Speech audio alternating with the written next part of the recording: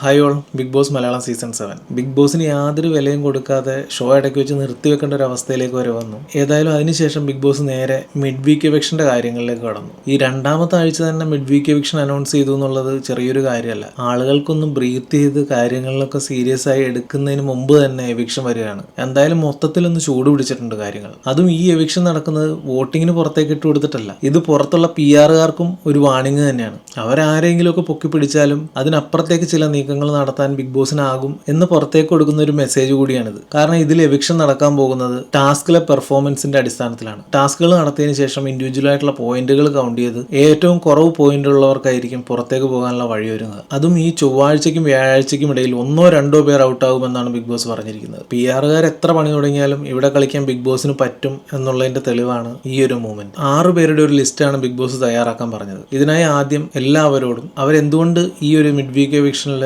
വരണ്ട എന്നുള്ളതിന്റെ റീസൺ സംസാരിക്കാനുള്ള അവസരം കൊടുത്തു. അതിനുശേഷമാണ് ഈ 6 പേരെ തെരഞ്ഞെടുക്കാൻ വേണ്ടി വോട്ടിംഗ് നടത്തിയത്. ഒരാൾക്ക് 6 പേരെ നോമിനേറ്റ് ചെയ്യാമായിരുന്നു. സ്പീച്ചിന്റെ അടിസ്ഥാനത്തിൽ നോമിനേറ്റ് ചെയ്യണമെന്നാണ് ബിഗ് ബോസ് പറഞ്ഞതെങ്കിലും എല്ലാവരും വ്യക്തിപരമായ കാരണങ്ങളും അവിടെ ഉണ്ടായിട്ടുള്ള ഇഷ്യൂസിന്റെ പേരിലൊക്കെ തന്നെയാണ് നോമിനേറ്റ് ചെയ്തത്. ഇതൊരു ഹിമാലയൻ ടാസ്ക് ആയിരുന്നു. ഭയങ്കര ടൈം കൺസ്യൂമിംഗ് ആയിരുന്നു, ഭയങ്കര ബോറിംഗ് ആയിരുന്നു. അവസാനമായപ്പോഴത്തേക്ക് കണ്ടിരുന്ന നമ്മൾ മടുത്തുപോയി. എങ്ങനെയെങ്കിലും ഇതൊന്ന് അവസാനിച്ചാൽ മതി എന്നായിപ്പോയി. ബോർഡ് കൊണ്ടുവരാൻ താമസിക്കുന്നു, ബോർഡ് കൊണ്ടുവന്നിട്ട് പേന മാറ്റുന്നു, വീണ്ടും അത് എഴുതിയിട്ട് തെറ്റിപ്പോകുന്നു, അത് കഴിഞ്ഞിട്ട് അത് മായ്ക്കാൻ ശ്രമിക്കുന്നു, മായുന്നില്ല, വെള്ളമൊഴിച്ച് മായ്ക്കുന്നു. അങ്ങനെ ഒരുപാട് പണിപ്പെട്ടിട്ടാണ് ആ ടാസ്ക് ഒന്ന് കംപ്ലീറ്റ് ചെയ്തത്. ഇത്രയും സമയം കളഞ്ഞൊരു ടാസ്ക് ഈ അടുത്തൊന്നും ഉണ്ടായിട്ടില്ല. എങ്ങനെയെങ്കിലും അതിന്റെ ഒരു റിസൾട്ട് കിട്ടാൻ വേണ്ടി വെയിറ്റ് ചെയ്യായിരുന്നു. റിസൾട്ട് വന്നപ്പോഴത്തേക്കും വീഡിയോ ചെയ്യാനുള്ള മൂഡ് വരെ പോയി. ശരിക്കും ഈ വീഡിയോ ചെയ്യാൻ ലേറ്റ് ആയതുപോലും ആ ഒരു ടാസ്ക് അത്രയ്ക്ക് ബോറിങ്ങും ടൈം കൺസ്യൂമിങ്ങും ആയതുകൊണ്ട് മാത്രമാണ്. ലൈവ് കണ്ടവരൊക്കെ മടുത്ത് തലവേദന എടുത്തിട്ടായിരിക്കും പോയിട്ടുണ്ടാവുക.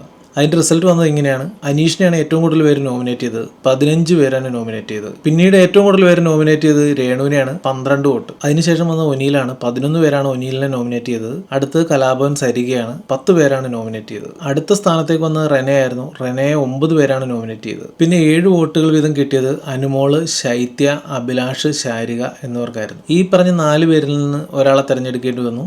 ശാരികയാണ് എല്ലാവരും കൂടെ തെരഞ്ഞെടുത്തത്. അങ്ങനെ അനീഷ്, സരിക, ഒനീല്, രേണു, റെന, ശാരിക ഈ 6 പേരെയാണ് മിഡ് വീക്ക് എവിക്ഷനിലേക്ക് തെരഞ്ഞെടുത്തത്. അതായത് ഇവരിൽ നിന്നായിരിക്കും ഈ ആഴ്ച ടാസ്കിലെ പ്രകടനത്തിന്റെ പേരിൽ പുറത്താകാൻ പോകുന്നത്. എന്തായാലും ഈ 6 പേർക്കും ടാസ്കിൽ ഉഴപ്പാൻ പറ്റില്ല എന്നുള്ള കാര്യം ഉറപ്പായി. കിടിലം പണിയാണ് ബിഗ് ബോസ് കൊടുത്തിരിക്കുന്നത്. അതിനുശേഷം ഈ മിഡ് വീക്ക് എവിക്ഷനിൽ വന്ന 6 പേർക്ക് ഒരു ഭാഗം അടഞ്ഞിരിക്കുന്ന കണ്ണടകൾ ബിഗ് ബോസ് നൽകിയിട്ടുണ്ട്. ഇപ്പൊ അവർ ഹൗസിൽ അത് വെച്ചാണ് നടക്കുന്നത്. ടാസ്ക് തീരുന്നവരെ അവർ ഈ കണ്ണട ധരിക്കണം എന്നാണ് പറഞ്ഞിരിക്കുന്നത്. ഇത്രയുമാണ് മിഡ് വീക്ക് എവിക്ഷന്റെ കാര്യം. അതിനുശേഷം ഒരു പണി കൂടി ബിഗ് ബോസ് കൊടുത്തിട്ടുണ്ട്. മിഡ് വീക്ക് എവിക്ഷനിൽ കാര്യങ്ങൾ ഒതുങ്ങുമെന്ന് വിചാരിച്ചിരുന്നവർക്ക് വീക്കെൻഡിലെ പ്രേക്ഷക വിധി നേടുന്നതിനുള്ള നോമിനേഷൻ കൂടെ ചെയ്യേണ്ടി വന്നു. അതിന്റെ വിശേഷങ്ങൾ അടുത്ത വീഡിയോയിലുണ്ട്. Thank you.